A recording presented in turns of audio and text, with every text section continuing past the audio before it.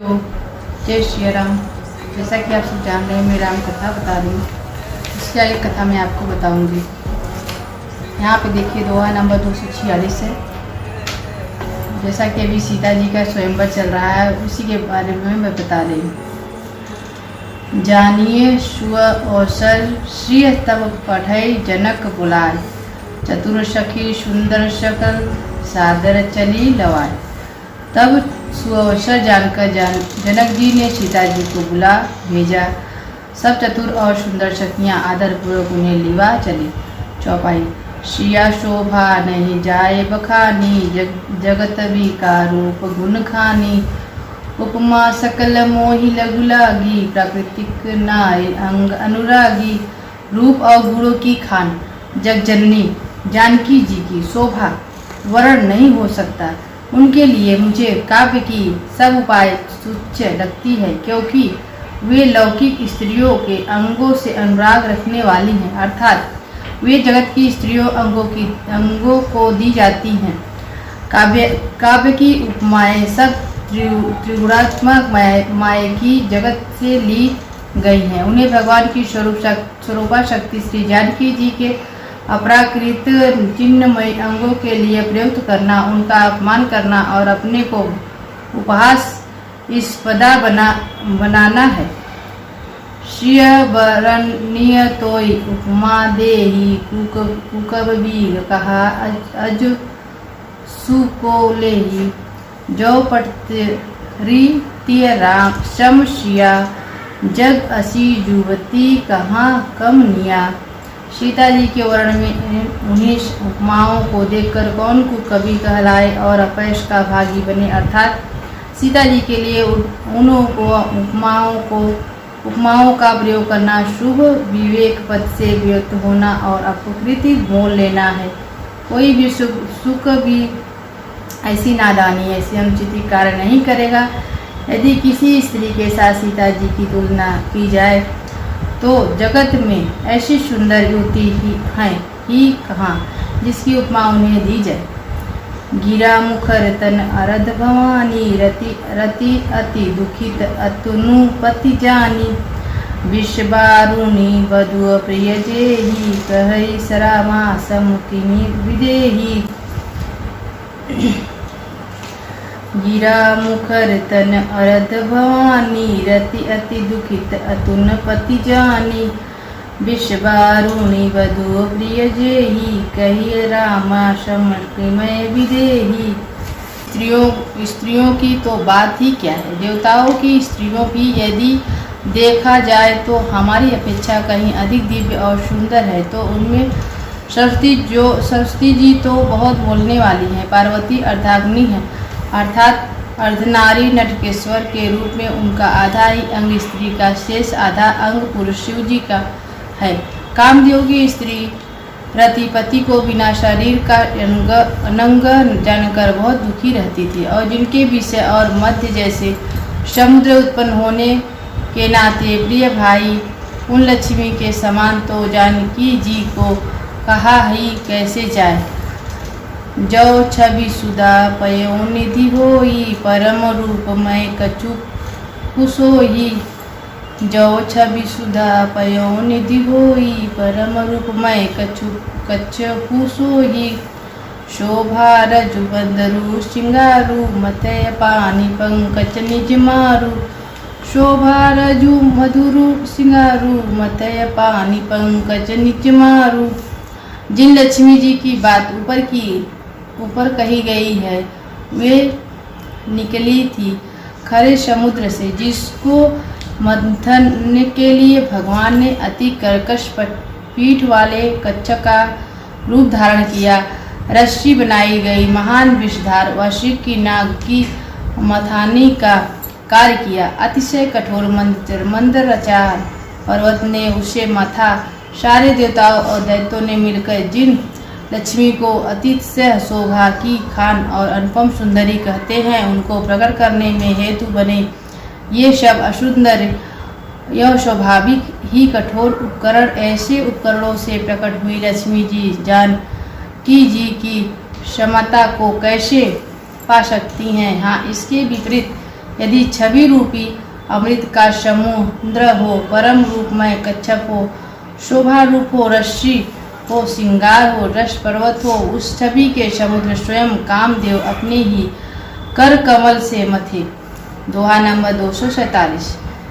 यही विधि उपजे लक्ष्य जब सुंदर, यही विधि उपजे लक्ष्य जब सुंदरता सुख मूल, यही विधि उपजे लक्ष्य जब सुंदरता सुख मूल। तदपि संकोच समेत कभी कहिए सिय समतूल, तदपि संकोच समेत कभी कहिए सिय समतूल। इस प्रकार का संयोग होने से जब सुंदरता और सुख की मूल लक्ष्मी उत्पन्न हो तो भी कभी लोग उसे बहुत संकोच के साथ सीता जी के सामने कहेंगे। जिस सुंदरता के समुद्र का कामदेव मथेगा वह सुंदरता ही भी प्राकृतिक लौकिक सुंदरता ही होगी, क्योंकि कामदेव स्वयं भी त्रिगुणमयी प्रकृतिका के ही विकार है। अतः उस सुंदरता को मत कर प्रकट ही हुई लक्ष्मी भी उपयुक्त लक्ष्मी की अपेक्षा कहीं अधिक सुंदर और दिव्य होने पर भी वो होगी प्रकृति की। अतः उसके साथ भी जनक जी की तुलना करना कवि के लिए बड़े संकोच की बात होगी। जिस सुंदरता से जानकी जी का साथ भी जानकी जी की तुलना करना कवि के लिए बड़े संकोच की बात होगी। जिस सुंदरता से जानकी जी का दिव्य परम दिव्य विग्रह बना है, वह सुंदरता उपयुक्त सुंदरता से भिन्न अप्राकृतिक है। वास्तव में लक्ष्मी जी का अप्राकृत रूप भी यही है। वह कामदेव के मथने में न ही आ सकती और वह जानकी जी का स्वरूप ही भिन्न नहीं और उपमा दी जाती भिन्न वस्तुओं के प्रकट करने के लिए किसी भिन्न उपकरण की अपेक्षा नहीं है। अर्थात शक्तिमान से अभिन्न अद्वैत तत्व अत्यंत अनुपमेय है। यही गुण दार्शनिक तत्व भक्त शिरोमणि कवि ने इस अभूतोपमाला डंकरे के द्वारा बड़ी सुंदरता से व्यक्त किया है। चौपाई। चली संगल सखी सयानी गावत गीत मनोहर बानी, चली संगल सखी सयानी गावत गीत मनोहर बानी। सोनावल तनु सुंदर सारी जगत जननी अतुल छवि भारी, सोनावल तनु सुंदर सारी जगत जननी अतुल छवि भारी। शयानी सखियाँ सीता जी को साथ लेकर मनोहर वाणी से गीत गाती हुई चली। सीता जी के नवल शरीर पर सुंदर साड़ी सुशोभित है। जगत जननी जी की महान छवि अतुलिन है। भूषण। भूषण सकल सुदेश सुहाए, अंग अंग रचि सखी न बनाए। भूषण सकल सुदेश सुहाए, अंग अंग रचि सखियन बनाए। रंग भूमि जब सिंह पगुधारी, देखी रूप मोहि नर नारी। रंग भूमि जब सिंह पगुधारी, देखी रूप मोहि नर नारी। सब आभूषण अपनी अपनी जगह शोभित हैं, जिन्हें सखियों ने अंग अंग में भली भांति सजाकर पहनाया। जब सीता जी ने रंगभूमि पर रखा तब उनका दिव्य रूप देखकर स्त्री पुरुष सभी मोहित हो गए। हर्षित सुरन दूध भी बजाई, वर्षित प्रसून अप्सरा गाई। हर्षित सुरन दुदु भी बजाई, वर्षित प्रसून अप्सरा गाई। पान सरोज सोह जय माला, अवचट चितय सकल भुआला। पान सरोज सोह जय माला, अवचट चितय सकल भुआला। देवताओं ने हर्षित होकर नगाड़े बजाए और पुष्प बरसाए। अप्सरा गाने लगी। सीता जी के कर कमलों में जयमाला सुशोभित है। सब राजा चकित होकर अचानक उनकी ओर देखने लगे। सिया चकित चित रामई चाह, भय मोह बस सब नर नाहा। सिया चकित चित रामई चाह, भय मोह बस सब नर नाहा।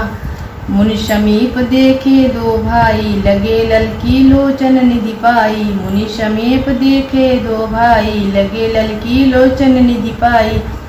सीता जी चकित चित्त से श्री राम जी को देखने लगी। तब सब राजा लोग मोह के वश हो गए। सीता जी ने मुनि के पास बैठे हुए दोनों भाइयों को देखा तो उनके नेत्र अपना खजाना पाकर ललचाकर वहीं श्री राम जी में जा लगे स्थित हो गए। दोहा नंबर 248। गुरुजन लाज समाजु बड़ देखी श्रिय सकुचान। गुरुजन लाज समाज बड़ देखी श्रिय सकुचान। लागी विलोकन सखियन तन रघुवीर उर आनी। लागी विलोकन सखियन तन रघुवीर ही उर आनी। परंतु गुरुजी ने लाज से तथा बहुत बड़े समाज को देखकर सीता जी संकुचा गई। वे श्री रामचंद्र जी को हृदय में लाकर सखियों की ओर देखने लगी। चौपाई। राम रूप हरुषिय छवि देखे नर नारी अन्य परिहरि निवेशे। राम रूप हरुषिय छवि देखे नर नारिय न परिहर निवेशे। सोचै सकल कहत सकुचाई विधि सन विनय करे मनशाई। सोच ही सकल कहत सकुचाई विधि सन विनय करे मन भाई। श्री रामचंद्र जी का रूप और सीता जी की छवि देखकर स्त्री पुरुषों ने पलक मारना छोड़ दिया। सब एकटक उन्हीं को देखने लगे। सभी अपने मन में सोचते पर कहते संकुचाते मन ही मन में विधाता विनय करते हैं।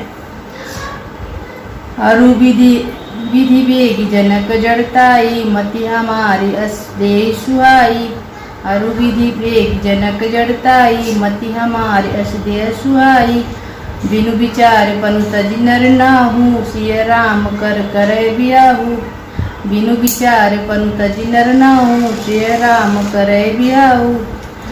हे विधाता जनक जी मुराता को शीघ्र हर लीजिए और हमारे ही ऐसी सुंदर बुद्धि उन्हें दीजिए कि जिससे बिना ही विचार किए राजा अपना प्रण को छोड़कर सीता जी का विवाह राम जी से कर दे। जगु भल कही भाव सब काहू भटकी न अतुर दाहू। जगु भल कही भाव सब काहू भटकी न अतुर दाहू। यही लाल मगन सब लोगू बर सामरो जानकी जोगू। यही लाल मगन सब लोगू बरु सावर जनक जोगू जानकी जोगू। भला कहेगा क्योंकि यह बात सब किसी को अच्छी लगती है। हट करने से अंत में भी हृदय जलेगा। सब लोग इसी लालसा में मग्न हो रहे हैं। जानकी जी के योग्य वर तो यह सांवला ही है। तब बंदी जन जनक बुलाई बिरिदावली कहत चली आई।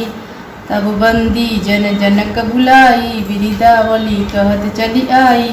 कह निरपय जाय कहूँ पान मोरा चले भाट हर सुथो न थोरा। कह निरपु जाय कहूँ पन मोरा चले भाट यही हर सुन थोरा।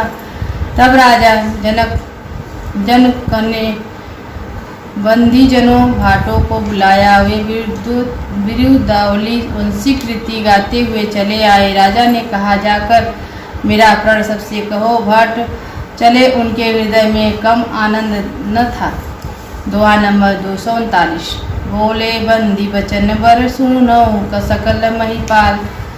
बोले बंदी बचन बर सुनहु सकल महिपाल। पन विदय कर कहयूँ हम भुजा उठाए विशाल। पन विदय कर कही हम भुजा उठाए विशाल। भाटों ने श्रेष्ठ वचन कहा। हे पृथ्वी की पालन करने वाले सब राजागण सुनिए। हम अपनी विशाल भुजा उठाकर जनक जी का प्रण कहते हैं। चौपाई। नृप भजु बलु विदुषु धनु राहु गरहु कठोर विदित सब काहू। नृप भुज बलु विदुषु धानु राहु गरुह कठोर विदित सब काहू। रावण बानु महाभट मारे देखि सरासन गावै डारे। रावण बानु महाभट भारे, देख सरासन गावे सिधारे। राजाओं की भुजाओं का बल चंद्रमा है, शिव जी धनुष राहु है। वह भारी है, कठोर है, यह सबको विदित है। बड़े भारी योद्धा रावण और बाणासुर भी इस धनुष को देखकर गौस चुटके से चलते बने। उसे उठाना तो दूर रहा, छूने तक की हिम्मत न हुई। सोई पुरारी को दंडु कठोरा, राज समाज आज तो जोई तोरा। सोई पुरारी को दंडु कठोरा, राज समाज आज जोई तोरा। त्रिभुवन जय समेत वेधेई, विनय विचार बरे इठे हटिते ही। त्रिभुवन जय समेत विधेई, विनय विचार बरे इठेई। उसी शिव जी का कठोर धनुष आज इस राज समाज में जो भी तोड़ेगा, तीनों लोक की जी विजय के साथ उसको जानकी जी बिना किसी विचार के हठपूर्वक वरण करेंगी। सुनीपन सकल भूप अभिलाषा, भटमानी अतिशय मन भाख्य। सुनिपन सकल भूप अभिलाषा, भटमानी अतिशय मन माखे। परिकर बाधी उठे अकुलाई, चले इष्ट देव न सिरनाई। परिकर बाधी उठे अकुलाई, चले इष्ट देव न सिरनाई। प्रण सुनकर सब राजा ललचा उठे, जो वीरता के स्वाभिमानी थे वे मन में बहुत ही तमय कमर कसकर अकुलाकर उठे और अपने इष्ट देव को सिर नवा कर चले। तमकी तकी शिव धनुष धरई, उठई न कोटि भांति बलु करई। तमकी तकी शिव धनुष धरई, न उठई न कोटि भांति बलु करही। जिनके कछु विचार मन माही, चाप समीप महीप न जाई। जिनके कछु विचार मन भाई, चाप समीप महीप न जाई। वे तमकर बड़े ताव से शिव जी के धनुष की ओर देखते और फिर निगाह जमाकर उसे पकड़ते। करोड़ों भांति से जोर लगाते पर वहाँ उठता नहीं। जिन राजाओं के मन में कुछ विवेक है वे तो धनुष के पास ही नहीं जाते। दोहा नंबर 250।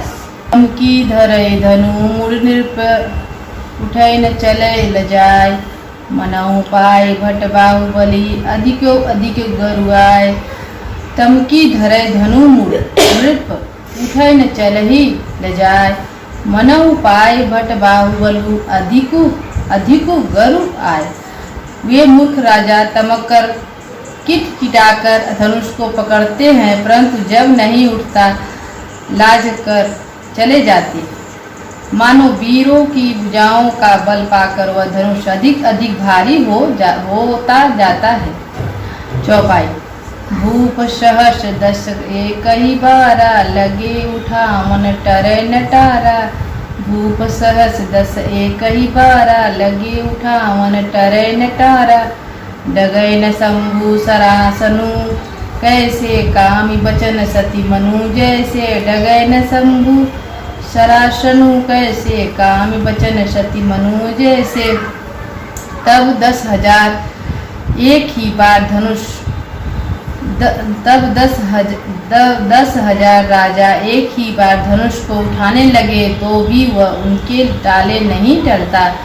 शिव जी का वह धनुष कैसे नहीं डिगता था। जैसे कामी पुरुषों के वचनों से सती का मन कभी चलायमान नहीं होता। सब नृप भयो जोग उपहासी, जैसे बिनु विराग सन्यासी। सब नृप भयो जोग उपहासी, जैसे बिनु विराग सन्यासी। कीरति विजय वीरता भारी, चले चाप कर बर बसहारी। कीरति विजय वीरता भारी, चले चाप कर बर बसहारी। सब राजा उपहास के योग्य हो गए, जैसे वैराग बिना सन्यासी उपहास के योग्य हो जाता है।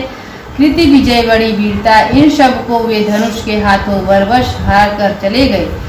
शिर हत भय हारी यह राजा, बैठे निज निज जाय समाजा। सिरी हत भय हारी यह राजा, बैठे निज निज जाय समाजा। निर्प्रिय बिलोकी जन को अकुलाने, बोले बचन रोष जनुसाने। नृप विलो की जनक अवकलाने, बोले वचन रोष जनुसाने। राजा लोग हृदय से हार कर श्रीहन हत प्रभ हो गए और अपने अपने समाज में जा बैठे। राजाओं को असफल देखकर जनक बुला उठे और ऐसे वचन बोले जो मानो क्रोध में सने हुए थे। दीप दीप के भूपति नाना, आए सुनि हम जो पन उठाना। दीप दीप के भूपति नाना, आए सुनि हम जो पन उठाना। देव धनुज धरि मनुज शरीरा, विपुल वीर आए रणधीरा। देव धनुज धरि मनुज शरीरा, विपुल वीर आए रणधीरा। मैंने जो प्रण ठाना था उसे सुनकर दीप दीप के अनेकों राजा आए। देवताओं दैत्य के मनुष्य का शरीर धारण करके आए तथा और भी बहुत से दृढ़ वीर आए। तो इसकी आगे कथा मैं आपको आगे बताऊंगी। जय श्री राम।